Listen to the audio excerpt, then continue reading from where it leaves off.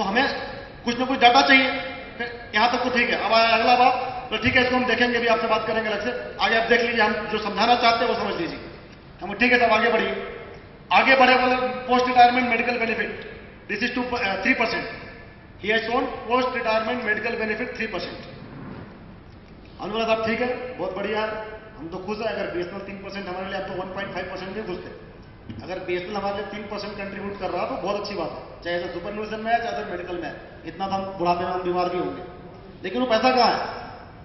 जब हम 60 साल बाद रिटायरमेंट होंगे तो हम किसके पास जाएंगे? कहां से पैसा मिलेगा? उस ट्रस्ट का मेंबर कौन है? उस ट्रस्ट का चेयरमैन कौन है? नहीं नहीं, ट्रस्ट किस बात की? अरे ट्रस्ट किस बात की मतलब? हम डायरेक्ट रिक्रूट्स हैं, हम पब्लिक सेक्टर में आए हुए हैं। गवर्नमेंट ऑफ इंडिया ने हमारी कोई जिम्मेदारी नहीं ली है। रिटायरमेंट के बाद मेडिकल पे करेगा गवर्नमेंट ऑफ इंडिया ने कोई जिम्मेदारी उनकी लिए जो अब्जॉर्ड है। जो बीएसएनएल मेडिकल पॉलिसी है अब्जॉर्ड के लिए है। अब्जॉर्ड अगर रिटायरमेंट होंगे उनको गवर्नमेंट ऑफ इंडिया बीएसएनएल नहीं रहेगा तो गवर्नमेंट ऑफ इंडिया उनको मेडिकल का फैसिलिटी देगी। उनके जो पेंशन वो है डिपार्टमेंट है वहां से मिलेगा उनको। हमें कहां से मिलेगा? हम भी जाएंगे क्या पेंशन डिपार्टमेंट के पास मांगने? साहब बीमार हो गए पैसा, वो तो हमें चपरासी भी मार के भगा देगा वहां से। हमारे लिए तो डिफाइंड कंट्रीब्यूशन होना चाहिए। वो कंट्रीब्यूशन 3% कहां दे रहे हैं? अगर वो आप डीओटी में भेज रहे हैं तो उसको बंद करिए, हमारे लिए कहीं पे अलग से ट्रस्ट बनाइए। वो कंट्रीब्यूशन हमारे पास होना चाहिए, हमारा मेंबर उसमें उसका कमेटी का मेंबर होना चाहिए उस ट्रस्ट का। वो कहां है? नहीं वो तो ठीक है, लेकिन तो आपको मिलेगा, कैसे मिलेगा? ना उसमें आप होंगे ना कंपनी होगी। मैं किसको ढूंढूंगा बुढ़ापे में? जब तक हम जिंदा है तब ढूंढ नहीं पा रहे हैं, यंग है ढूंढ नहीं पा रहे हैं लोगों को, बुढ़ापे में कहां ढूंढूंगा? डीपी ने बोला है कि डिफाइंड कंट्रीब्यूशन है, ये कंट्रीब्यूशन फंड और ट्रस्ट में मेंटेन होना चाहिए। वो पैसा ऐसी जगह होना चाहिए जहां पर मेरे पास एक अकाउंट नंबर हो और वहां पे एक तिजोरी में पैसा रखा हो।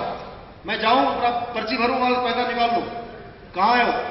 जैसे ईपीएफ के लिए आपने आपको ईपीएफ अथॉरिटी को दे दिया, चलो आप बोलते हो ईपीएफ जा रहे हैं, मैंने तो पैसा भेज दिया, जाके ईपीएफ से मांगो। हम ईपीएफ से जाके मांगते हैं। ऐसे ही हम किसके पास जाएंगे? वो संस्था का नाम बताओ रिटायरमेंट के बाद, जिससे आप बोल दो कि आप पेंशन डिपार्टमेंट के पास जाना, गवर्नमेंट ऑफ इंडिया के पास जाना। आज हम जाके वहां भी कंफर्म कर लेते हैं, भैया हम रिटायरमेंट हो गए तो हमको दोगे क्या?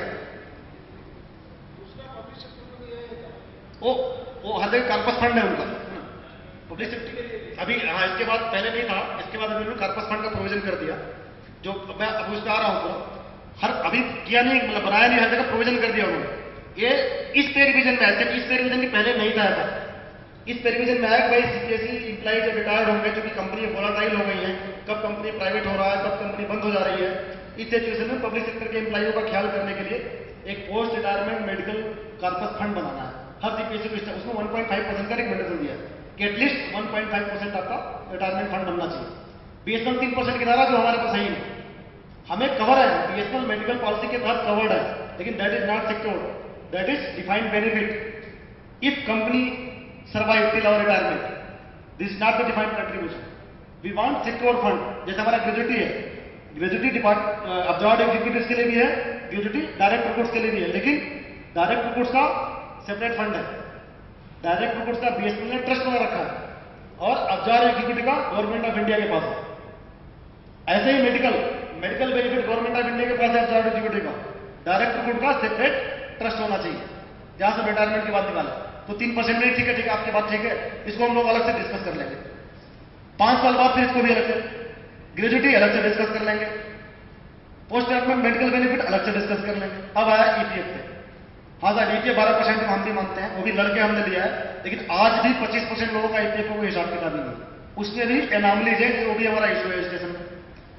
अब आप बताइए हमारे पास क्या बचा, क्या है हमारे पास? मतलब रिटायरमेंट के बाद जीरो सिक्योरिटी। जिनका ईपीएफ अगर सही साथ नहीं है वो तो जीरो हो गया, कुछ है ही नहीं। जो सर्विस बेनिफिट आज मिल रहा है उसमें हम काम कर रहे हैं, 60 साल के बाद हमारे पास कुछ है ही नहीं। तो हम कैसे कहें अपना गवर्नमेंट कंपनी में काम कर रहे हैं? उसके बाद भी बोलते नहीं लोग ठीक है, देखिए आपके बात, मैं तो अल्टीमेटली ये दिखाना चाहता हूं कि कंपनी 2% से ज्यादा कंट्रीब्यूट कर ही नहीं सकती। तो आपका ये 3% हो या 0% हो या 4.5%, उससे मतलब नहीं है। आप 2% से कैलकुलेशन देख लीजिए कि आपका कितना बनेगा रिटायरमेंट के बाद।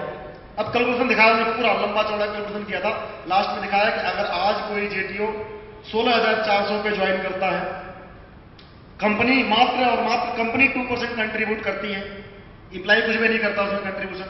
Only company will contribute 2% after 35 years when this executive will retire, he will get 1,75,000 rupees per month as a pension. तो हम कैलकुलेशन तो पूरा देखे नहीं, हमको लगा 1,75,000 शायद कम होगा क्योंकि उसमें हमारी हो सकता है कि सैलरी 50 लाख हो। तो हमने बोला sir what will be our salary at that time? बोला your salary will be 3 lakh, that is also calculated, वो भी कैलकुलेट कर लिया। Means when I will retire my salary will be 3 lakh and my pension will be 1,75,000 rupees, means 60%. It will come about 60%. Suddenly you say okay sir, agreed. तो आज ही agreement sign कर लिया जाए, but 2% contribution पे नहीं, 60% return पे। आपने जो कैलकुलेशन दिया हम इसी को ऑथेंटिक मान लेते हैं, हमें तो कैलकुलेशन पे डाउट है, लेकिन अगर ऐसा कुछ है तो आप इसी बात पे एग्रीमेंट कर लें कि हम 60%, आप जब रिटायरमेंट होगे उसमें जो भी आपकी सैलरी होगी उसका 60% पेंशन देंगे। 60% छोड़िए, 10% और कम कर लीजिए, हमें 50% ही चाहिए। 50% एग्रीमेंट कर लेते, 10% हमने आपको लेस कर दिया। नहीं ऐसा हम कैसे कर सकते हैं? तो हम कंट्रीब्यूशन के थ्रू कर सकते हैं। बेनिफिट क्या बात कैसे कर सकते हैं? अभी तो आप लोगों ने बोला कि डिफाइंड बेनिफिट, डिफाइंड कंट्रीब्यूशन। हमने सर फिर आपके कैलकुलेशन में भी डाउट है और पूरा डाउट है। वरना कैलकुलेशन हमारा बिल्कुल परफेक्ट है, हमने 4 साल मेहनत किया। I am ITS officer, how can you doubt in my calculation? हमने CMD को बताया, हमने यहाँ बताया, हमने वो बताया, मुझे बिल्कुल समझते हो। बोला अंदाज, बोला है सब नहीं, लेकिन उनका अंदाज ये था कि यार how can you doubt in my calculation? हमने बोला बिल्कुल सही सर, आपका कैलकुलेशन ही बढ़िया है। तो हमारे कुछ डाउट है, हमारे सवाल कुछ गलत हो, उस सवालों का जवाब मिल जाए। हम सर अगर 2% कंट्रीब्यूट करते हैं तो 1,75,000 बनता है पेंशन, सैलरी हमारी 3 लाख होती है। अगर इसी को हम थोड़ा और सोचें, suppose you are contributing 10%, I am also contributing 10%, that is 20%, जैसा कि अदर CPSE कर रही है, then what will be my pension? और समझ नीचे है ना, सिंपल मैथमेटिक्स। आपके इतना कॉम्प्लिकेटेड कैलकुलेशन आपने कर लिया, that is very simple mathematics कि 2% कंट्रीब्यूशन पे अगर 1,75,000 बनता है तो 20% कंट्रीब्यूशन पे it will go 17,50,000 rupees. What will be my salary at that time? At that time, my salary will not change. It will remain 3 lakh as per your calculation. Means, when I am serving in BSNL, I will get 3 lakh rupees per month. But when I will retire, I will get 17,50,000 rupees. Who will serve? Everybody will retire. Everybody wants retirement before that. अब 5-6 लोग और बैठे थे GMs वगैरह. This is not hypothetical. This is वहां पे committee में discussion हुआ सारा बात। नहीं मैं अभी देखता हूं शायद कुछ कैलकुलेशन में गड़बड़ है। You are the ITS officer, you are so called intelligent. हम बोल रहे हैं तब नहीं, तब आप कॉन्फिडेंस दिखा रहे हो। अब जब हमने सवाल पूछ दिया तो कैलकुलेशन गलत हो गया, अब कैलकुलेशन भी 20 गुना गलत हो गया। हम कि इसलिए मैं नहीं बोल रहा हूं कि हाइपोथेटिकल है, ये दूसरी कंपनियों ने कंट्रीब्यूट करना स्टार्ट कर दिया है। NTPC कर रही है, भेल कर रहा, कई सारी कंपनियों ने शेड्यूल कंपनियां स्टार्ट कर दी है। अब मुझे आप ये बताइए कि उन कंपनियों का भी बेसिक तो बराबर ही है, ऐसे ही चलेगा। बेसिक DA पे कंट्रीब्यूशन होता है, सैलरी ऑलमोस्ट नहीं बनेगा, 3 लाख नहीं, चलो 6 लाख बनेगा उनका। कंट्रीब्यूशन 20%, उनका भी एक कैलकुलेशन होगा तो उनका भी सारे बेवकूफ है, सारा CPSE बेवकूफ। राव साहब जो 18 महीने स्टडी करके रिकमेंडेशन दिया हो तो महाबेवकूफ। जो ग्रुप ऑफ मिनिस्टर ने उस रिकमेंडेशन को कंसिडर किया हो तो महापापी है, वो तो देश से उनको निकाल देना चाहिए। ऐसा रिकमेंडेशन कैसे ला रहा है कि जो आदमी सर्विस करेगा तो 3 लाख, रिटायरमेंट होगा तो 20 लाख? यार सारा ढूंढे तो कोई मिलेगा ही नहीं। 15 साल सर्विस करने के बाद अपना पेंशन देगा, हट जाएगा, कंपनियां खाली हो जाएंगी 15 साल बाद। अब उनके पास कोई जवाब नहीं था, अब वो बंद कर लिए करके। इसके बाद वो जो BSNL न्यू के जनरल सेक्रेटरी थे मन्नू, उनको समझ में आ गया कि मकसद क्या है। Sir I initially told you what is your intention. आप बेवकूफ नहीं हो सकते, बेवकूफ आपने हम लोगों को समझा था। आपने सोचा था कि कोई भी कैलकुलेशन जाके दिखा देंगे, बेवकूफ तो है, इनको पता नहीं है, मान लेंगे और हम ये साबित कर देंगे कि अगर हम 20% कंट्रीब्यूट करेंगे तुमसे कहीं ज्यादा पेंशन बनेगा। 2% कंट्रीब्यूशन में तुमसे ज्यादा पेंशन बन रहा है, तुम्हारा 50% बनता है, इनका 60% बन रहा है। तुम 2% ज्यादा इनके लिए क्यों मांग कर रहे हो? कम से कम तुम तो विरोध करो, तुम्हें विरोध करना चाहिए, उसका उद्देश्य था। ये मांग रहे तो मांग रहे हैं, तुम्हें विरोध करना चाहिए। लेकिन ये सारी चीजें उस इंटरेक्टिव मीटिंग में क्लियर हो गई। इसके बाद मन्नू जी ने बोला Sir, I can understand you are trying to shape our mind. You be in limit. This is not your prerogative. This is the recommendation of Government of India. This order is issued by the DP. How you can decrease it? How you can calculate this pension? DP has already calculated. This recommendation has come after well defined calculation. सारी polity को देखा गया आसपास की जगह। आप हमें बेवकूफ समझते हैं, we have decided to choose the government pension. आज भी हमारे पास सीपीएससी का ऑप्शन खुला हुआ है। आपको लगता है कि हमने बेवकूफी में चूज किया है? हमने पेंशन अपने मर्जी से चूज किया है। हमें मालूम है गवर्नमेंट पेंशन के क्या बेनिफिट होते हैं। तो don't try to misconvince us, we are not agree less than 12%. You have to contribute 12%. You don't have any right. You are putting manipulated data. As per the Industrial Dispute Act, you will be liable for jail also. अगर आप company के data को गलत तरीके से product करते हैं, company के डाटा को गलत तरीके से बोर्ड ऑफ डायरेक्टर को पेश करते हैं, अगर साबित हो जाता है तो 6 महीने की जेल है। नौकरी तो दूर की बात है, 6 महीने की विदाउट बेल जेल, और उस आदमी को जेल होना चाहिए। अगर वर्क कमेटी जो नॉन एग्जीक्यूटिव होती है एनसीएम में इस मैटर को प्रॉपर्ली टेकअप कर ले, तो मैं चैलेंज कर सकता हूं, उसको जेल से कोई नहीं बचा सकता। ये आम रिकॉर्ड, कंपनी का डाटा आम रिकॉर्ड बोर्ड ऑफ डायरेक्टर्स को प्रोडक्ट किया गया है और बोर्ड ऑफ डायरेक्टर्स को उस पर डिसीजन लेने के लिए मजबूर किया गया। एक आदमी ने किया पूरे कॉर्पोरेट ऑफिस में। हम बोल रहे हैं कि डाटा गलत है, हम बोल रहे हैं कि हमसे इनपुट ले लो। ऐसा नहीं कि आईटी ऑफिसर के पास नॉलेज नहीं है। आईटी ऑफिसर डेफिनेटली क्रीम होते हैं इंजीनियर्स में, कोई डाउट नहीं है, लेकिन अपने दिमाग का इस्तेमाल गलत डायरेक्शन में कर रहा है और कंपनी के डाटा के साथ खिलवाड़ कर रहा है। यही नहीं रुका, इसके अलावा बोला नहीं, देखिए हम 2% फाइनली हुआ कि भाई 2% ज्यादा हम दे ही नहीं सकते, कंपनी की हालत खराब है। डिस्कशन फिर इसी बात पे होना चाहिए था। इतने सारे कैलकुलेशन, इतने सारे प्रेजेंटेशन, इतने सारे डिस्कशन सिर्फ इस बात पे होना चाहिए था कि भाई कंपनी कितना दे सकती है, 2% क्यों दे सकती है, उससे ज्यादा क्यों नहीं दे सकती। आप बोलते नहीं दे सकती, हम बोलते दे सकती, दोनों जस्टिफाई करते, क्योंकि डीपी का ऑर्डर बाइंडिंग है। हर पीएससी में डीपी का ऑर्डर बाइंडिंग है, सब्जेक्टेड टू सर्टेन कंडीशन।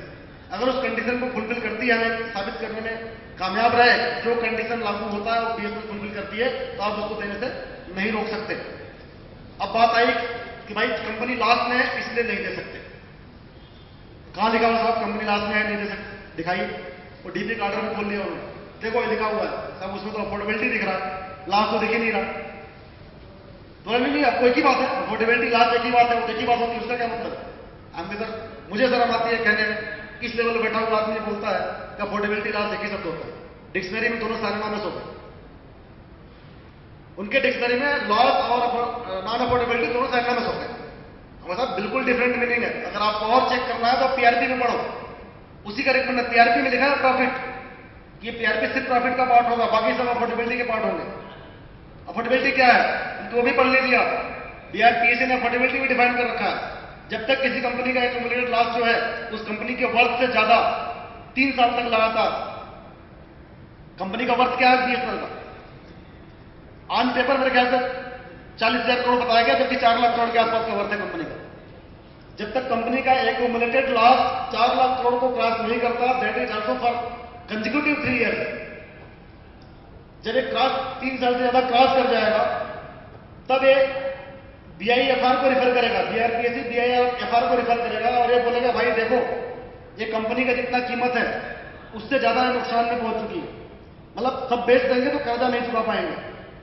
तो ये देखो इसमें कोई चांस है कि नहीं है, इसको जिंदा करने का, लाइफ करने का कोई चांस है कि नहीं है। मेरे भी घर में अगर मेरे पास 2 लाख रुपए का सामान है, मैंने 1 लाख रुपए कर्जा लिया है, तब भी जीने के लिए मेरे पास 1 लाख रुपए है।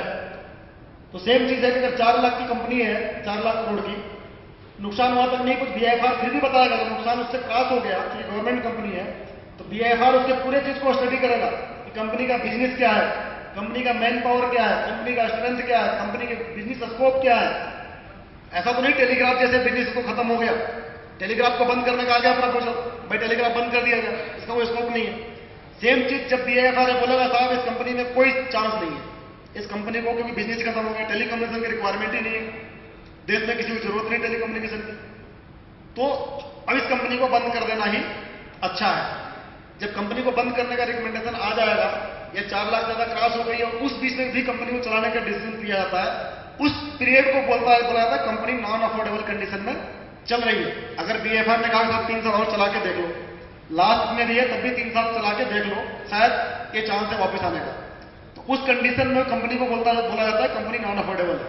भाई कंपनी आपके पे रिवीजन और फलाना डिमाका चीजें अफोर्ड नहीं कर सकती है, जो भी दे रही है उसमें भी कटौती की जाएगी और मिनिमम जो वेज मिलता है उसमें भी कम आपको कटौती की जाएगी, लेकिन बाद में दिया जाएगा अगर कंपनी प्रॉफिट में आएगी, लेकिन अभी फिलहाल नहीं दे सकती। इसको बोलते हैं नॉन अफोर्डेबल।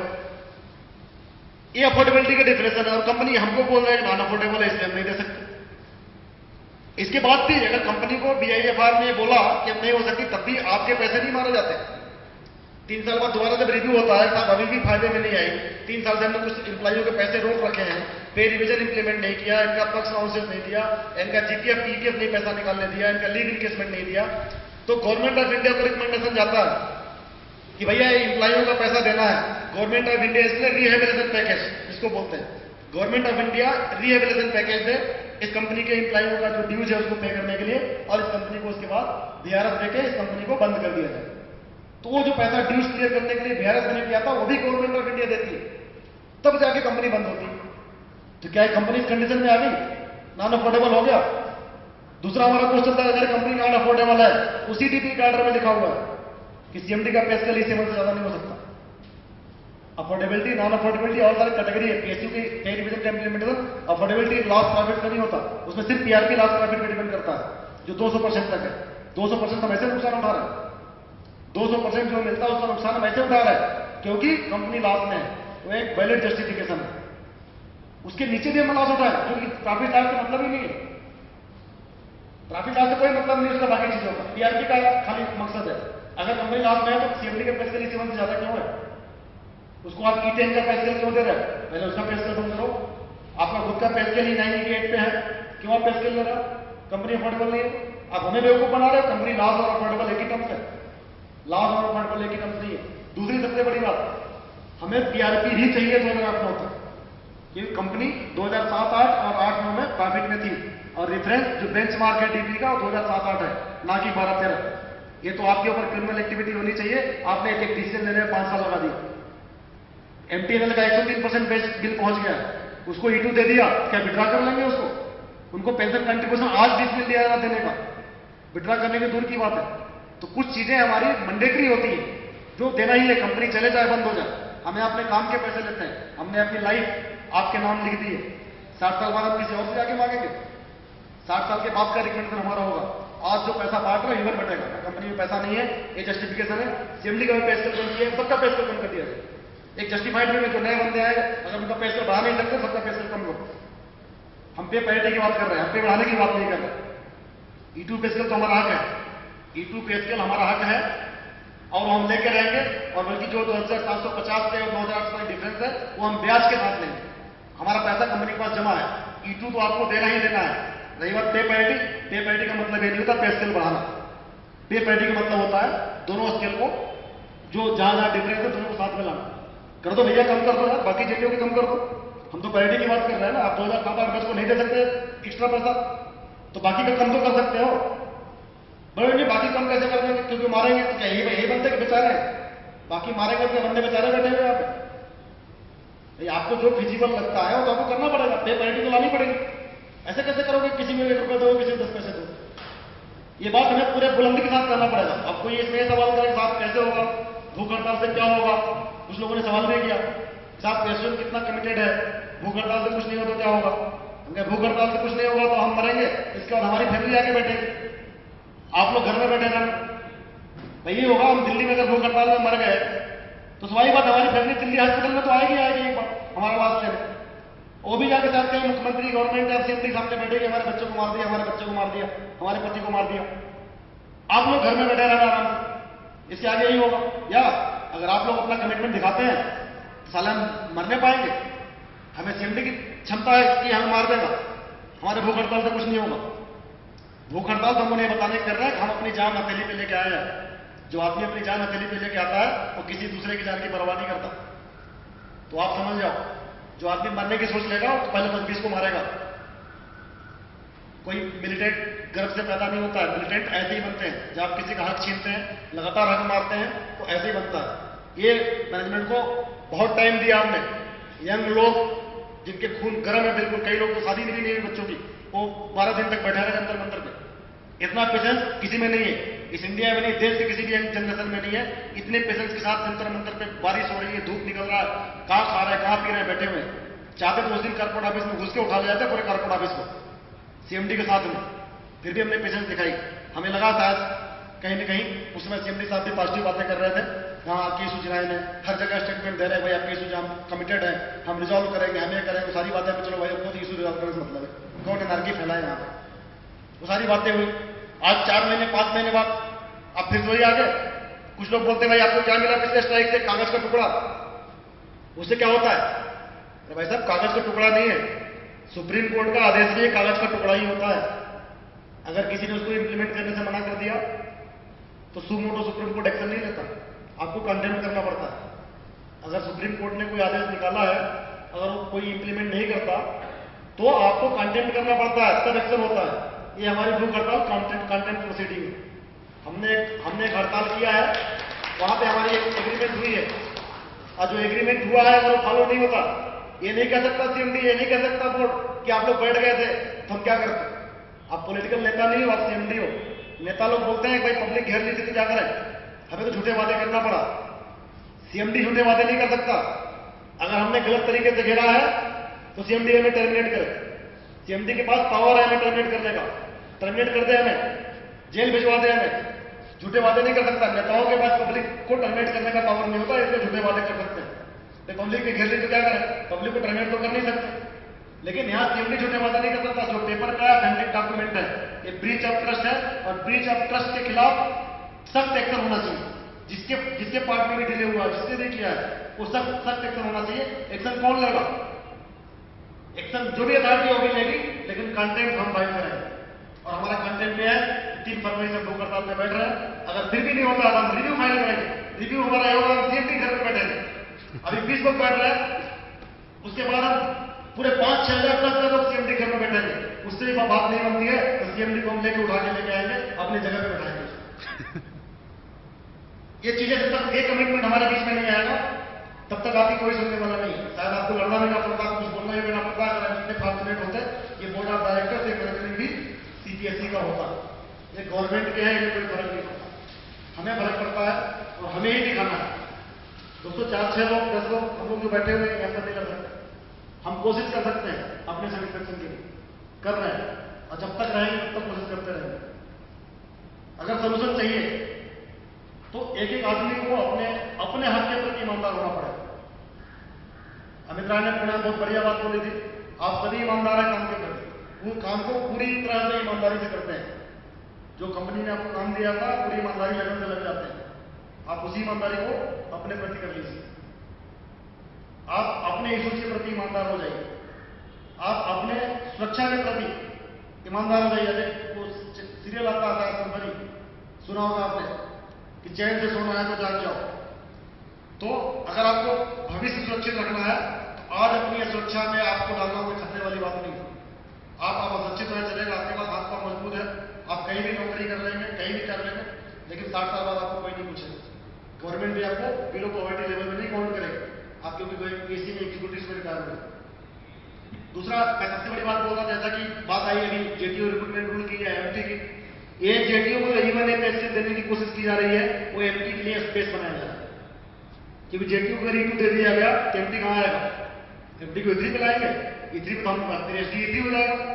और एमटी को E3 पे लाएंगे तो एसडी जो बन चुके हैं हमारे वैसे लोग E3 पे आ चुके हैं, तो हम तो उनसे ऑटोमेटिक सीनियर होंगे। फर्जनल हम E3 पे आ चुके हैं, फिर एमटी कहां लाएंगे? जेटीयू को डिग्रेड करके, एसडी को डिग्रेड करके E3 पे एमटी का स्पेस बनाया जा रहा है कि हम ताकि इन सबसे ऊपर आ जाए एमटी। क्यों स्पेस बनाया जा रहा है? हम कौन है भाई? 5th पे कमीशन, फर्स्ट की आदमी जो थी सीपीएससी की, उसने बोला था कि हर कंपनी सक्सेशन प्लान के तौर पे मैनेजमेंट ट्रेनिंग का रिक्रूटमेंट करेगी। मैनेजमेंट ट्रेनिंग कोई अलग से शब्द नहीं है, मैनेजमेंट ट्रेनिंग फर्स्ट पीआरसी के रिकमेंडेशन से निकल गया है कि हर पीएससी अपने मैनेजमेंट के सक्सेशन प्लान के लिए लोएस्ट कैडर का एग्जीक्यूटिव के मैनेजमेंट ट्रेनिंग का रिक्रूटमेंट करेगी, उन्हीं को ग्रूम करके आगे ले जाएगी। तो मैनेजमेंट ट्रेनिंग कॉन्सेप्ट वहां से है। मैनेजमेंट ट्रेनिंग है बात, मैनेजमेंट ट्रेनिंग क्या मतलब है? Management training executive recruited with professional qualification. अगर कोई भी एग्जीक्यूटिव मिनिमम प्रोफेशनल क्वालिफिकेशन के साथ रिक्रूटमेंट होता है किसी पीएससी में, he is management training as per first PRC. हम भी तो प्रोफेशनल क्वालिफिकेशन से है, मैंडेटरी क्वालिफिकेशन था बी, अब जाके डायल्यूट कर रहे हैं बीएससी एमएससी पता नहीं क्या डाल रहे हैं उसको, उसी जस्टिफाई करने के लिए। लेकिन हमारा जब रिक्रूटमेंट हुआ, मैं आप लोगों से बल्कि अपील भी करूंगा, कल से सब लोग ग्रेजुएट इंजीनियर जूनियर टेलीकॉम देखना शुरू करें।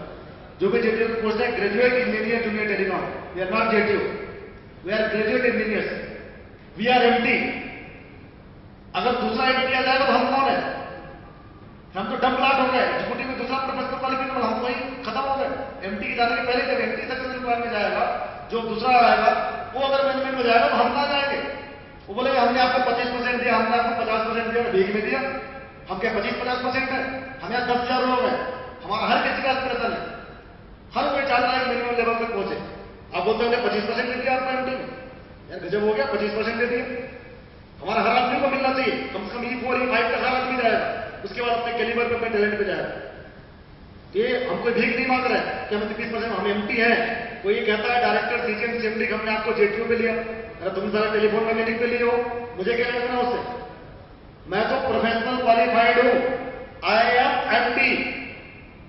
भाई मैं प्रोफेशनल क्वालिफिकेशन के साथ आया तो मुझे लाइसेंस बना दो, उसे क्या फर्क पड़ता है? मैं जो मेरा क्वालिफिकेशन है वो तो खत्म नहीं हो गया, ऑल इंडिया लेवल का एग्जाम देके आया हूं। बात करते हो एमटी नहीं हो आप जेटीओ, अरे जेटीओ तुमने बनाया, तुम्हारे कंपनी में जेटीओ क्या होता है मुझे क्या पता? मैंने इंजीनियरिंग क्वालिफिकेशन करके आया और मैं यहाँ पे एग्जीक्यूटिव कैडर में आया, मैं एमटी हूं, बात खत्म। मैं नॉन एग्जीक्यूटिव कैडर भर्ती नहीं हूं। तो एक कमिटमेंट हमें चाहिए, किसी और एमटी को आने नहीं देंगे। अमित राय ने भी बोला था पूरा में, मैं भी एक बात को रिपीट कर रहा हूं कि जब तक हम 2-4 लोग जिंदा है एमटी हम नहीं आने देंगे। आप लोगों को बैक करना है, अगर 2-4 लोग कर जाते हैं ये लड़ाई आप लोगों को जारी रखनी।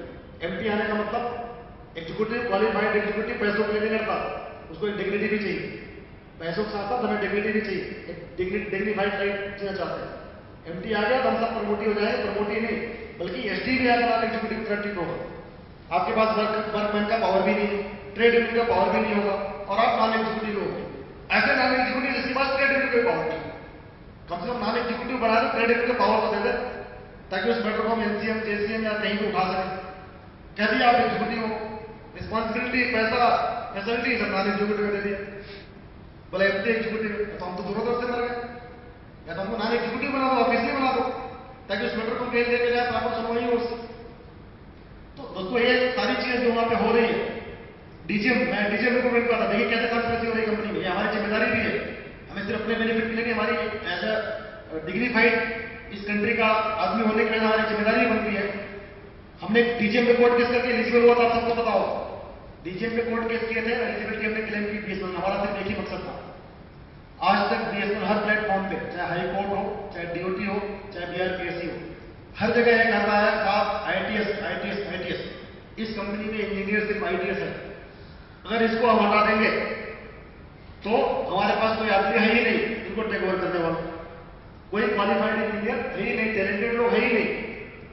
तो भैया क्या कर रहा हूं, हम सब बाहर से रिक्रूटमेंट कर रहे हैं, एमटी करेंगे, डीजीएम करेंगे, हमारे पास लोग नहीं। ये सब जगह लिखित में दे रखा है। हमारा टारगेट था किसी तरह डीजीएम एग्जाम देके तो गलत साबित करना। ये सब जगह बोलते हैं कि हमारे पास टैलेंट नहीं है, 12 साल प्राइवेट वाला भी हो सकता है, प्लेसमेंट वाला 40 साल नहीं हो सकता। ये एग्जाम में हम बैठे, किसी से बैठ गए, आज उनके गले कैंडी बन चुकी है। एग्जाम में बैठे हैं इंटरनल वाले भी, एक्सटर्नल वाले भी। कोर्ट में केस हमारे थे, कोर्ट ने कहा था भाई एग्जीक्यूटिव पावर है, अगर मैनेजमेंट किसी लेवल पे टैलेंट को इंटेक्ट करना चाहता है तो मैनेजमेंट का अधिकार है। लेकिन आज अगर साबित हो जाए कि जो एग्जाम लिया है उसमें टॉपर सारे बीएसएनएल के हैं, 112 पोस्ट है, 112 पूरे बीएसएनएल के शुरू के हैं, बाकी जो बाहर वाले हैं उनको पता ही नहीं है। अगर ऐसा रिजल्ट आ जाता है फिर क्या होगा? फिर कंपनी में टैलेंट भर्ती कर रहा है, नॉन टैलेंट भर्ती कर रहा है। सीएमडी को पावर दिया गया टैलेंट भर्ती करने के लिए या गधे भर्ती करने के लिए? ऐसा होगा सिर्फ एक ही मकसद है, सीएमडी ने अपने भाई भतीजों, अपने बच्चों, अपने रिलेटिव या पैसे लेके भर्ती कर रहा है, इसके अलावा दूसरा कोई मकसद नहीं हो सकता। क्या उसको नहीं मालूम हमारा कंपनी में टैलेंट है? अब हम एग्जाम दे दिए, कम से कम रिजल्ट उसके हाथ को देख ले, उसको देख ले कि भाई यहाँ क्या है, टैलेंट है कि नहीं। अगर इसको भी इग्नोर करते हैं, एथेंटिक डाटा को जो बीएसएनएल ने खुद एग्जाम दिया है, बीएसएनएल ने खुद बनाया हुआ है, तो ऐसा करप्शन करने की छूट हमें देनी चाहिए। आपको लगता है कि इस कंपनी में गधे भर्ती करने के डीजीएम पे हमारा डुअल लॉस नहीं होगा? एक तो कंपनी का परफॉर्मेंस पुअर होगा, तो हमारे फिर एक पॉलिसी ऑफिसर इस तरह चलेंगे, भाई कंपनी में पैसा नहीं है, ऊपर से हमारा कैरियर ब्लॉक होगा। इस कंपनी में करप्शन करने की जिसको खुलेआम दिख रहा है, सीएमडी के पास सारे पावर है टैलेंट रिक्रूट करने की, लेकिन अगर वो गधों की भर्ती करता है, टैलेंट को नीचे दबाता है, क्या ये पावर को एग्जीक्यूट करने देंगे? क्या सीएमडी दादा है? क्या बीएसएनएल बोर्ड दादा है यहाँ का? ऐसा कर लेगा। हाँ, कोई कुछ नहीं बोलेगा तो कोई गदारी कर लेगा। किसी और को परवाह नहीं है। आपको पता होना चाहिए कैरियर का किसी और को परवाह नहीं है। पैसे किसी भी आदमी को डायरेक्ट रिक्रूट को छोड़ दिया जाए, किसी भी आदमी को जो डिजर्व करते हैं किसी और कंपनी से ज्यादा मिलता है। रिटायरमेंट सिक्योरिटी और कहीं नहीं है बीएसएनएल के अलावा जो इनको है। तो इस कंपनी में लड़ाई उस बात की है कि हम क्या डिजर्व करते हैं और हमें क्या मिलता है। कंपेरिजन विद इन कंपनी ही है, कंपेरिजन आउटसाइड में नहीं जाए कर रहे। यहां पे हर किसी को सब कुछ मिल रहा है, केवल डायरेक्ट रिक्रूट जो टैलेंटेड है, हम जो डिजर्व करते हैं वो चाहिए। हमें कोई भीख नहीं चाहिए, हमें कोई टॉवेल चड्डी बनियान साबुन नहीं चाहिए। हमें वो हम जो डिजर्व करते हैं वो हमें मिलना चाहिए। जो हम काम करते हैं, जिस कंपनी हम कंट्रीब्यूशन देते हैं वो हमें मिलना चाहिए, वो हम लेंगे। कंपनी प्रॉफिट लॉस में आए नहीं आए आपका लुकआउट है। हाँ, जो प्रॉफिट लॉस से डिपेंडेंट हो हमें नहीं चाहिए। टीआरपी नहीं मांग रहे हैं, जब प्रॉफिट में आएगा तो भी मांगना शुरू करेंगे। 150 रुपये आप दिए देते हो, कोई आदमी जाता है बोले जाओ फील्ड में काम करके आओ, 2-3 मजदूर लेके भी जाते हैं, बोले 150 रुपये दिन भर का दिए, मालूम चला हम मजदूरों को चाय भी नहीं पिला पाए 150 रुपये। बोलते कंपनी के पास पैसा नहीं।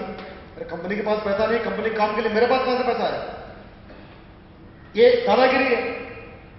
150 रुपये में आप चाय नहीं पी सकते, 150 रुपये पूरे दिन भर का डीए दिया जाता है। तो इस तरह की जो दादागिरी बीएसएनएल मैनेजमेंट कर रहा है, किसी और को इसलिए परवाह नहीं है कि जिन्होंने कभी एग्जीक्यूटिव बनने का सपना नहीं देखा था वो डीजीएम बन रहे हैं। क्यों परवाह करेंगे भैया? किसी सीपीएससी में रिटायरमेंट की बेनिफिट की बात ही नहीं होती, आप गवर्नमेंट का पेंशन मिल रहा, सरप्राइज क्यों बात करेंगे? अभी जेटीयू का रिक्रूटमेंट आज की डेट में 2014 में जो लोग जेटीयू नहीं बन सकते थे उनको रास्ता खोल दिया गया। चलो एमएससी भी कर देते हैं, थोड़ी देर बेइज्जती भी कर देंगे, उसके और एक अमेंडमेंट आएगा भाई मेट्रिकुलेट कर देते हैं। धीरे डायलॉग हो रहा है, कभी भी हो सकता है। मतलब इतना पावर है, चलो आज एमएससी करके देखते हैं, कल बेइज्जती करेंगे, परसों बीए करेंगे तो मेट्रिकुलेट कर देंगे, था इंजीनियर मेट्रिकुलेट के बराबर हो गए। और ये भी लिख रहे हैं कि पहले जो रिक्रूटमेंट हुआ है वो भी इसी रिक्रूटमेंट के साथ रिक्रूट माना जाएगा। मतलब पहले जो सिर्फ मिनिमम क्वालिफिकेशन बीई के साथ रिक्रूट हुआ था, अब मिनिमम क्वालिफिकेशन भी एमएससी बीएससी हो गई। मतलब आप एमएससी बीएससी के बराबर हो गए। 14 साल बाद प्रमोशन तो नहीं मिला, आपका डिमोशन जरूर हो गया। उस समय तो हम 2004 में जब पे स्केल प्रमोशन पॉलिसी फाइनल हो रही थी हम नहीं थे, हम कुछ कर नहीं सकते थे। आज हम यहां पे मौजूद हैं। अगर आज ये हो जाता है, आज ये सब कुछ स्मूथली हो जाता है, हमारे लिए श्रम से डूब मरने की बात है। हमें फिर ये भी नहीं सोचना है कि यार बेंगलोर में 200 लोग हैं, 150 लोग हैं तो 50 ही क्यों आते हैं। मैं तो बोलता हूं अगर 5 कमिटेड है तो 5 ही हैं, बिना पड़ोसी को देखे हैं, जिसमें लड़ने का जज्बा हुआ है, लड़े, लड़ाई जारी रखें। शर्म होगी तो लोग आएंगे, नहीं होगी तो हर आदमी के साथ करेज नहीं होता। जब देश की लड़ाई होती है सारे लोग शहीद नहीं होते, कुछ ही लोग शहीद होते हैं, कुछ ही लोग मरने का जज्बा दिखाते हैं, कुछ ही लोग फ्रंट में जाकर दुश्मन की गोली खाते हैं। वो जज्बा हमें लाना पड़ेगा अपने से। कैसे की लड़ाई लड़ रहा है, हर आदमी सोल्जर नहीं हो सकता, तो वो डिग्निटी लानी पड़ेगी। और नहीं तो आप मान के चलिए आज ही अपना स्टैंडर्ड कम कर दीजिए। अगर आप लड़ाई नहीं कर सकते, बुढ़ापे में परेशानी ना हो, बुढ़ापे में आपको तकलीफ ना हो, तो आप अपना स्टैंडर्ड आज ही बिलो स्टैंडर्ड जीना शुरू कर दीजिए। अगर किसी के पास 3 BHK का घर हो, वो कहीं स्लम एरिया में जाकर झोपड़ी ले ले, वो बेच के कहीं पैसा सेव कर दे उसको। अब बिल्कुल आप कैलकुलेट करके सोच के देखिए कि सोशल स्टेटस क्या होता है। लोग कितना, आज अंबानी की बात करें 1 लाख रुपए पर घंटे कमाता होगा, हमें तो 1 लाख रुपए का साल भर में मिल जाए तो भी जिंदगी चला लो। या कई लोग तो 1 लाख रुपए उनको 5 साल में दे दो तब भी 5 साल तक खाना खा लेंगे। लेकिन अगर हम अंबानी जी की बात करें, अगर 1 लाख रुपए की बात हो रही है, अगर उनको 1 लाख से 50,000 घंटे मिल जाए तो टेंशन में मर जाएगा, हार्ट अटैक आ जाएगा उनको। अरे मेरा 50,000 घंटे कम हो गए, जबकि 50,000 रुपए घंटे बहुत होते हैं। तो बात वही होती है कि आपका स्टेटस क्या है, आपको वो मेंटेन रखना है, वो आज नहीं थ्रू आउट द लाइफ। तो बेहतर अगर हम वो नहीं कर पाते हैं, वो सारी चीजें नहीं ले पाते हैं, 60 साल की बात की, या हमारे फ्यूचर प्लान या पे पैरिटी वाली बात नहीं आ पाती सारी चीजें, तो बेहतर है कि हम अपना स्टैंडर्ड धीरे धीरे कम करना शुरू करें। कल से गंदे संदे कपड़े फटे पुराने कहीं 15-20 रुपए का शर्ट पैंट पहन के आना शुरू कर दें। अब बीएसएनएल मैनेजमेंट को नहीं बताया भाई हम तो अपना लाइफ सिक्योर कर रहे हैं, इस कंपनी में हम जीने के लिए नौकरी करते हैं, मरने के लिए नहीं। 60 साल से हम आगे भी सोचते हैं, तो फिर वो हमको करना पड़ेगा। या फिर हम आज ही लड़के, आज अपना कुछ गंवा के, आज अपना कुछ सेक्रीफाई करके अपना कल सुरक्षित कर लें। आज हम नहीं करेंगे, आज हमें हार्ट अटैक भी नहीं आएगा, आज हमें नौकरी से निकाल देगा तो हम सड़कों पर भी नहीं आएंगे, कई लोग आपको काम पे रख लेंगे, शायद इससे अच्छी लाइफ बन जाएगी। 60 साल बाद आपको कोई नहीं पूछेगा, आपके बच्चे भी नहीं पूछेंगे, श्योर है।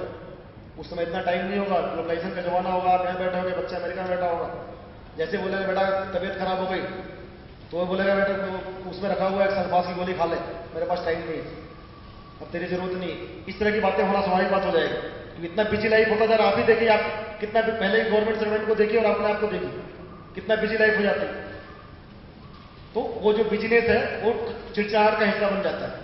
एक आदमी बिजी है पूरी तरह से, एक आदमी बोलता है छोटी छोटी बात के लिए खाती आ गई बेटा पैसा नहीं है, पैसा भेज दे, तो ये सारी चीजें चिड़चिड़ाहट का हिस्सा बनेगा। उन चीजों को हम लोग देखते हुए और पूरी गहन अध्ययन करें, और जो भी बातें हमने यहाँ पे की है, एक मोटिवेशन, एक एक्सप्रेशन के लिए यहाँ पे आए थे। हमें उम्मीद करेंगे कि आप लोग ये बातें अपने तक सीमित नहीं रखेंगे, क्योंकि यहाँ पे सारी स्ट्रेंथ नहीं है। हम जहां जहां तक पहुंच सकते हैं वहां पहुंचने की कोशिश कर रहे हैं। जहां नहीं पहुंच सकते, आप लोग अपने माध्यम से जो भी हो सकता है, फोन, टेलीफोन, मेल, पर्सनली जहां भी मिले, आप आधे घंटे एक घंटे उसको टाइम दीजिए, उसको समझाइए। मुझे 100% मैं कॉन्फिडेंट हूं, हमारे यहां निकलने का सिर्फ एक ही मकसद है। मैं जानता हूं कि जिस आदमी को चीज समझ में आ जाएगी कि मेरे साथ क्या हो रहा है, वही बोला कि अगर आपको चोट लगी है, आपको पता नहीं चल रहा, तो आपको दर्द नहीं होता। किसी ने बता दिया देखो भाई पीछे बहुत गहरा चोट लगा हुआ है, जैसे देखेंगे आपको दर्द होना शुरू हो जाएगा, आप उसका इलाज कर लेंगे सही टाइम पे। लेकिन अगर चोट लगी है, दर्द भी नहीं हो रहा, पता भी नहीं चल रहा, आपको तब पता चला जब वो कैंसर बन गया, तो फिर हाथ काटने के अलावा कोई रास्ता नहीं होगा। तो उन लोगों को चोट तो है, चोट सभी को लगी है, लोगों को पता नहीं है। इसके पहले कि उनके लिए कैंसर बन जाए, आप लोग उनको बताइए भाई ये चोट लगी है, इसका इलाज कर लो, आज ही इलाज कर लो, आज ही ट्रीटमेंट कर लो, ताकि कल आप सुखी रहो, आपका हाथ नहीं काटना पड़े।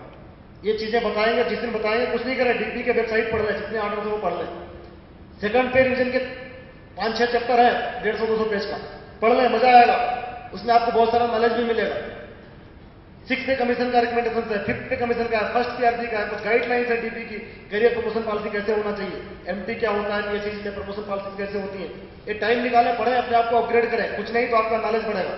आप जब 4-5 लोगों के बीच में बैठेंगे, दूसरे पीसीएस के एम्प्लॉय के साथ में, डेफिनेटली आपको अच्छे नजरों में देखा जाएगा। हम लोग भी आज बीएसएनएल में कहने का सबसे लोअर एग्जीक्यूटिव है, एनटीपीसी वालों के साथ बैठते हैं। सिंगरौली में एनटीपीसी का काम है था, वो वहां पे मेरे को बहुत इंटेलिजेंट समझते थे, तुम कहां बीएसएनएल में फंस गए।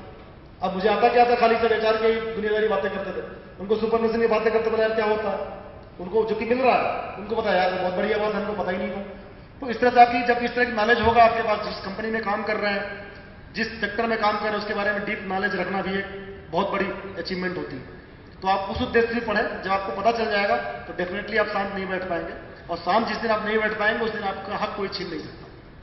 तो हमारी यही गुजारिश है। इसी के साथ हम आज का यहाँ का सेशन खत्म करेंगे। इसके बाद हमको हैदराबाद भी कल जाना है, उसके बाद कलकत्ता और पटना, इसके बाद चंडीगढ़। लेकिन इस बीच में पुणे वालों को भी हमने बोला आसपास में जो लोग नहीं आ पाए उनको आप लोग कन्वे करें, और आप लोग और भी देश में बहुत सारे, चूंकि टेलीकम्युनिकेशन फ्री है हमारे ऑफिसों में, यहाँ वहाँ अलग अलग जगहों से आए हैं, जो भी दोस्त यार हैं उनको इस बात के लिए मोटिवेट करें। और ये कभी ना सोचे कि 100% लोग आएंगे, कि भाई वो तो नहीं जा रहा मैं क्यों जाऊं। आप सोचे कि भाई मेरा नुकसान हो रहा है, मैं तो जाऊंगा। हम भी सोचते हैं कि 4 लोग भी, हम इसलिए लड़ रहे हैं, इसलिए नहीं लड़ रहे कि मुझे जीएस बनना है, मुझे प्रेसिडेंट बनना है, मुझे क्या बनना है। हम इसलिए लड़ रहे हैं कि मैं तो सफर कर रहा हूं, अगर 4-6 लोग भी मेरी लड़ाई में साथ में मिल जाते हैं तो हम 1 से 5 हो जाएंगे। तो इस तरह से करके अपन जोड़ते जाते हैं। हर आदमी सोच के लड़े कि मैं मेरे लिए लड़ रहा हूं, किसी और के लिए नहीं लड़ रहा हूं। कोई किसी की जिम्मेदारी नहीं लेता, लड़ाई में नुकसान भी होते हैं। फायदे कोई ये बोलता है कि साहब पहले गारंटी लोग मेरी सैलरी नहीं कटेगी, गारंटी लोग मुझे डाइटनाइन नहीं होगा, गारंटी लोग मेरा ट्रांसफर नहीं होगा। ये सब कुछ होता रहता है, नुकसान होता रहता है। लेकिन लड़ाई बनने, हम अगर सही काज के लिए लड़ रहे हैं तो ठीक है, नुकसान होगा, उसके लिए भी लड़ेंगे। तो ये चाहिए, लड़ाई हमारी जारी रखनी चाहिए, चाहे वो आरपी साहू लड़े, चाहे रविश वर्मा लड़े, चाहे आप लड़े, लड़ाई बंद नहीं होगी। आप देखिए 16 साल बाद एमटीएनएल के पेंशन का फैसला हुआ, कौन बेवकूफ था। बीएसएनएल ने 60 टन गेंद देखा, बीएसएनएल की जो यूनियन थी, हाँ ठीक है साहब कंप्रोमाइज पे स्केल दे दो और पेंशन दे दो। एमटीएनएल वाले उनको स्टैंडर्ड पे स्केल ही चाहिए, पेंशन की लड़ाई लड़ेगा, पेंशन की लड़ाई लड़ते रहे। आज 2014 का फैसला हो गया, इनको पेंशन भी मिलेगा गवर्नमेंट ने, स्टैंडर्ड पे स्केल भी ले लिया, पेंशन भी ले लिया। रिकवरी तो कोई होगी नहीं उनकी, नॉन स्टैंडर्ड कर नहीं सकते, कौन फायदे में रहा, बीएसएनएल है एमटीएनएल। एमटीएनएल बोल रहे कि 103% बेस बिल है, फिर भी उनको पे स्केल स्टैंडर्ड मिल रहा और पेंशन भी मिल रहा। बीएसएनएल में पे स्केल सब स्टैंडर्ड मिल रहा, पेंशन तो कौन अचीव किया। तो लड़ाई हमेशा हमें लॉन्ग टर्म गोल के साथ रखना चाहिए कि हम कहीं भी, कुछ लोग हमको समझाया भी कि आप 2% पे कंप्रोमाइज कर लो, क्या फर्क पड़ता है, पेंशन 2% ले लो, आगे हम देख लेंगे, फिर बढ़ा लेंगे। अरे क्यों कंप्रोमाइज कर लो, लड़ेंगे। आज नहीं तो 5 साल बाद मिलेगा सर, लड़ेंगे, लड़के पूरा लेंगे, शुरू से लेकर आखिर तक लेंगे। आज हम कंप्रोमाइज नहीं कर सकते। दोस्तों बस यही उम्मीद है, कम से कम जो हमारा 3 तारीख का है धरना, उसको हम लोग धरने पे बैठ रहे हैं, आप लोग नजर वहां पे रखें। हमारी कोशिश है कि हम 20-25 लोग कारपोरेट ऑफिस के अंदर बैठेंगे। कारपोरेट ऑफिस के अंदर अगर नहीं बैठने दिया गया, अगर वहां पे फोर्स अप्लाई किया गया हमको भगाने के लिए हम जंतर मंतर में 20-25 लोग नहीं जाएंगे। जिस दिन 5,000-10,000 इकट्ठा होंगे हम खुद से जंतर मंतर चले जाएंगे। 20-25 लोगों की जगह है कारपोर्ट ऑफिस में, वहां पे हम बैठेंगे। नहीं जाने दिया हम सीएमडी के घर पे जाकर बैठेंगे रात में। अगर वहां भी नहीं जाने दिया, पुलिस उठा लिया, वो अपडेट आपको मिलते रहेंगे। वेबसाइट पे जो भी वहां घटना होगी उसकी अपडेट मिलती रहेगी। और मैं उम्मीद करता हूं कि जब आपकी जरूरत पड़ेगी, जब हमें मान लो रोक दिया गया, हॉस्पिटलाइज कर दिया गया, थाने में बंद कर दिया गया, तब आपकी जरूरत पड़ेगी। उस समय आप लोग बिना कुछ सोचे, चाहे तो लोकल लेवल पे सीजीएम पे घेराव करें, चाहे ऑफिसों में घेराव करें, या चाहे सब दिल्ली चले आए। इस बार हमारा उद्देश्य है कि बीएसएनएल मैनेजमेंट ऐसे नहीं सुनेगा, क्योंकि उनका कोई फायदा नहीं है जब तक उनको पर्सनल थ्रेट नहीं होगा या जब तक कोई थर्ड एजेंसी इन्वॉल्व नहीं होगी जो इंडिपेंडेंट। जैसे एमटीएनएल के पेंशन की इशू, जब तक मिनिस्ट्री इन्वॉल्व नहीं हुई पेंशन फाइनल नहीं हुआ था। मिनिस्ट्री इन्वॉल्व होने के बाद हाई लेवल कमेटी बनी, आज पेंशन फाइनल हो गया। ऐसे ही जब तक हमारे इशूज के बारे में कोई सोचने वाला थर्ड एजेंसी जो इंडिपेंडेंट हो बीएसएनएल से, जो बीएसएनएल को कंट्रोल तो करता हो लेकिन बीएसएनएल से कोई लेना देना ना हो उसका, प्रॉफिट लॉस से ना मतलब उनकी बीएसएनएल पैरिटी की बात करें, बीएसएनएल में एकता की बात करें, ऐसा जब तक एजेंसी इन्वॉल्व नहीं होती। अब मैं या तो अपने कम्युनिकेशन मिनिस्टर खुद इन्वॉल्व हो और खुद इसको एक कमेटी बना के बोले कि ठीक है भाई इनके जो इशूज है हम मेरिट पे देखेंगे। जैसा कि सीएमडी ने पिछली बार बोला, कोई बात नहीं, प्रॉफिट लॉस कुछ मैटर नहीं करता, आपके इशू मेरिट पे सॉल्व होंगे। लेकिन आज तक सॉल्व नहीं हुआ, हालांकि मना भी नहीं किया गया लेकिन सॉल्व भी नहीं हुआ। और हाँ, एक बड़ी बात मैं छोड़ रहा था, मैं बोल रहा हूँ, कई लोगों का डाउट है कि दूसरी एसोसिएशन के साथ क्या करना। हमें कोई आपत्ति नहीं किसी के साथ मिलकर लड़ने में, लेकिन हमें वॉच ये करना पड़ता है कि उनका उद्देश्य क्या है। ये फरवरी में ही ये धरना क्यों चूज किया गया, आप सबको पता है कि 3 महीने के बजाय 5 महीने हो गए। मार्च में जनरल इलेक्शन नोटिफाई होने वाले हैं। जनरल इलेक्शन नोटिफाई होने के बाद आचार संहिता लग जाता है, फिर किसी मिनिस्ट्री का इंटरफेयर या किसी भी लीडर का नेता का इंटरफेयर नहीं हो सकता। जब तक ये इलेक्शन हो गया, नई सरकार बनेगी, तब तक हमारे सीएमडी साहब जाने वाले हैं। फिर नए सीएमडी साहब आएंगे, नए सीएमडी साहब बोलेंगे यार रुको मुझे कुछ तो वक्त दो, फिर हम 1.5 साल वक्त देंगे। तो ये टाइम इसलिए चूज किया गया। अगर कुछ एसोसिएशन यूनियन ये सोच के इसको डायल्यूट करने की कोशिश करती हैं कि भाई हम साथ में लड़ेंगे, हम साथ में चलेंगे, आप लोग टाइम दो और हम अप्रैल महीने भरने की नोटिस देंगे सब एक साथ मिलकर, हमें टाइम चाहिए कंपेनिंग के लिए, ये सीधा सीधा डायल्यूट करने का तरीका है। हम अपने आप में सक्षम है, ये हमारे बताए ड्यूज है, डिमांड नहीं है। हम जिस दिन आधे लोग भी कमिटेड हो गए, 50% लोग भी डायरेक्ट रिक्रूट में, इशू हम ले लेंगे, इशू हम सॉल्व करा लेंगे। इसलिए किसी और का जरूरत नहीं है हमें। अगर वो हमें साथ देती है पूरे इंटेंशन के साथ, फेयर इंटेंशन के साथ और पूरे कमिटमेंट के साथ, यहाँ आपके साथ है, हमें उनका साथ लेने में कोई शर्म नहीं है। हमने तो यहाँ तक लिख के दे दिया एसओएल को, आप नोटिस दो, हम आपके साथ हैं, लेकिन नोटिस इसी महीने में इस टारगेट डेट से और ये इशूज के लिए होना चाहिए। हम पूरी तरह से आपके साथ हैं, हमें क्रेडिट नहीं चाहिए, हमें इशू सॉल्व करना है। हमारे 3-4 इशू सॉल्व हो जाए, मैं तो यहाँ तक गारंटी देता हूँ कि हम एसओएल को आप जिससे बोलोगे मर्ज कर देंगे। ये हमारे 3-4 कैडर इशू आज के दिन रिजॉल्व हो जाए, हमें क्या जरूरत है इसमें चलाने की, क्या जरूरत है परेशान होने, कौन सा हमें पैसे मिलते हैं, कौन सा हमें टेंडर वेंडर में हमारा शेयर होता है, कौन सा हमें फॉरेन में ट्रिप पे भेजा जाता है, ये हमें कुछ नहीं मिलता। हम अपना लॉस ही करते हैं, नुकसान ही करते हैं लीगली। तो लेकिन चूंकि हमारा इशू इसलिए है, ये चीजें आप ध्यान में रखना। कई लोकल लोग बोलते रहेंगे आप दूसरे इशू वाले कि आप देखो हमने तो बोला था साथ में आएंगे, क्यों अकेले जा रहे हैं, अकेले कुछ नहीं हो पाएगा। अरे कैसे नहीं होगा, अकेले अकेले ही करेंगे, तुम्हारे साथ जाके भी तो कुछ नहीं हो पा रहा। तुम्हारा तो उद्देश्य है कि इसको भी डायल्यूट करना। हाँ, अगर आप फेयर इंटेंशन के साथ आएंगे, हम उसको एनालिसिस कर रहे हैं, क्लोजली वॉच कर रहे हैं, अगर उनका इंटेंशन फेयर है तब भी हमें अपने आप पे ही भरोसा करके चलना पड़ेगा। लड़ाई को आगे हम ही ले जाएंगे, हो सकता है बीच में छोड़ दें, लेकिन चलते चलते आप सीएम साहब बोलते हैं आप एक काम करो, 1 महीने टाइम तो हम देखते हैं, तो हम छोड़ दें, 1 महीने बाद सीएम साहब फ्री हो जाए। इन सब चीजों को ध्यान में रखते हुए हमें लड़ना अकेले है, कोई और साथ में आता है मोस्ट वेलकम। हम उनको बल्कि अपना लीड रोल भी उनको देंगे हाथ में, और उनसे हम जो कहेंगे वो हम करने को तैयार रहेंगे, सब्जेक्टेड कि हमारा इशू फेयर इंटेंशन के साथ टिकट किया जाए। धन्यवाद।